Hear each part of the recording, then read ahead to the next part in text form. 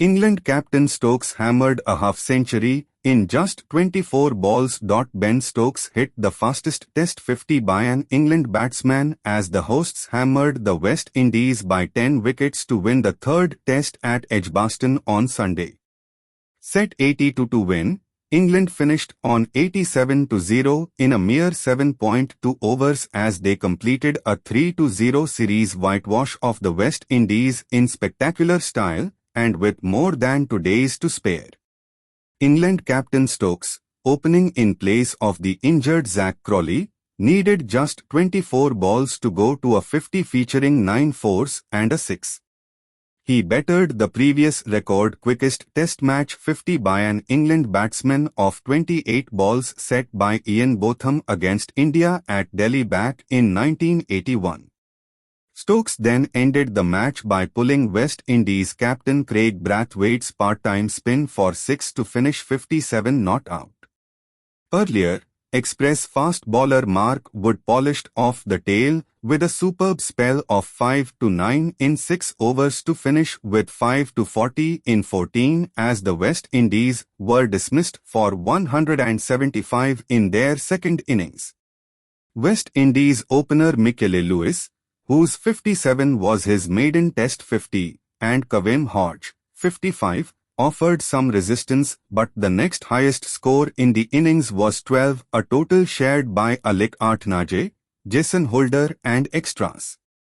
The tourists resumed on 33-2, still 61 runs behind an England first innings 376, where Jamie Smith fell agonizingly short of a maiden Test century in making 95 while further 50s from Joe Root, 1987, Chris Woakes, 1962, and Stokes, 54, helped the hosts recover from a collapse to 54-5. Lewis was 18 not out overnight, after being dropped by Stokes on 9, and Atnaje 5 not out. Off-spinner Shoaib Bashir and Wood opened the bowling after the pair had teamed up to good effect during England's 241-run win in the second Test at Trent Bridge. Atnaje was soon LBW for 12 to the 20-year-old Bashir after missing a sweep. But the West Indies did avoid the embarrassment of a second innings defeat in 3 tests following an innings and 114-run loss in the series opener at Lord's. Lewis, who only made his debut in that match, completed a maiden Test 50 in style when he slog-swept Bashir for 6 before he cleared the ropes again off the spinner. But the 23-year-old fell soon afterwards, when paceman Stokes drew him into edging a full-length ball to second slip. Hodge, who made his maiden Test century at Trent Bridge, went to 50 in just 56 balls, including 7 fours. Wood strikes. But the West Indies, 151-5 at lunch, folded tamely as Wood ripped through the lower order. Joshua Da Silva was plumb LBW before Alzarri Joseph had his stumps demolished by Wood after missing a drive.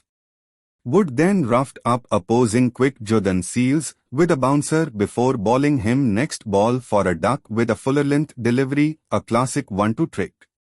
And the 34-year-old Wood, unlucky to take just 2 wickets in the whole of the second Test, ended the innings when he had Shamar Joseph well caught at second slip by Durham teammate Stokes.